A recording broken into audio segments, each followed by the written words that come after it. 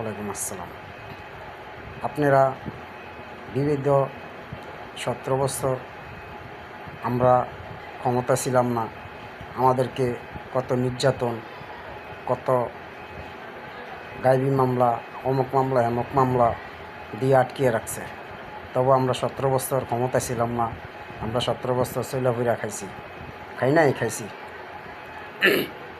এখন আমাদের প্রাণপ্রিয় নেতা বিএনপির সাবেক প্রধানমন্ত্রী বেগম খালেদা জিয়া, উনি একলা বাসভবনে ছিলেন, একলা নিজের বাড়িতে ছিলেন। ওনারে বিদেশে চিকিৎসার লিগে স্থক দেয় নাই, 5 মিনিটের লিগে চিকিৎসার লিগে দেয় নাই, চিকিৎসা হইতে দেয় নাই, 1 সেকেন্ডের লিগে চিকিৎসা হইতে দেয় নাই। আর আজকে আপনি ডাক্তার দীপু মুনিরে, তার হাজব্যান্ড মারা গেছে, 12 ঘন্টার লিগা আপনি ফেরাউন মুক্তি দিছেন। কেন দিছেন? আপনার তো কথার উপর ছিল যে আমার মা এত কষ্ট করছে, কোনো জেলখানা যাইতে কোনো ডরায় না, কোনো ভয় পায় না। আপনারা কি দেখছেন? আমরা তো দেখছি ঢাকা বকশীবাজার আলিয়া মাদ্রাসায় আমরা তখন মিছিল মিটিং করতেছি। আমরা তো ছিলাম যে আমাদের দেশনেত্রী বেগম খালেদা জিয়া যে মুক্তি পাবে আদালতের মাধ্যমে, কিন্তু মুক্তি পায় না। আমরা তার পিছনে মিছিল করতে করতে ছাত্ররা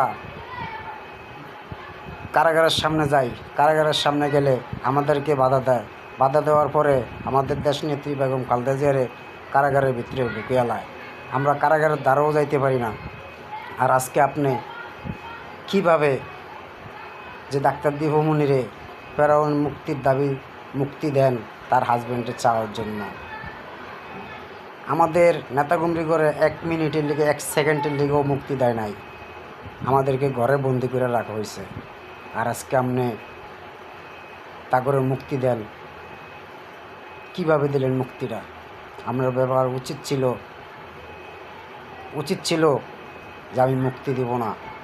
তবে আমি আপনার কাছে একটাই কথা বলতে চাই যে তারেক রহমান ভাই, আপনি অত তাড়াতাড়ি আপনার মার বিচারটা করে নেন। আর আপনার যত নেতাকর্মী করে খুন গুম করে আটকে রাখছে, আপনি কোনো বিচার করতে পারেন নাই। শাপলা চত্বরে কোনো বিচার করছেন? শাপলা চত্বরে কোনো বিচার হয় নাই, হেফাজতের কোনো বিচার হয় নাই। আপনি এটা তদন্ত করে এটা বাড়ি করে বিচার করেন। আর একটা কথা বলতে চাই, আজকে সিলেটের ইলিয়াস আলী ডাইভার্সা করে নিখোঁজ হয়ে গেছে।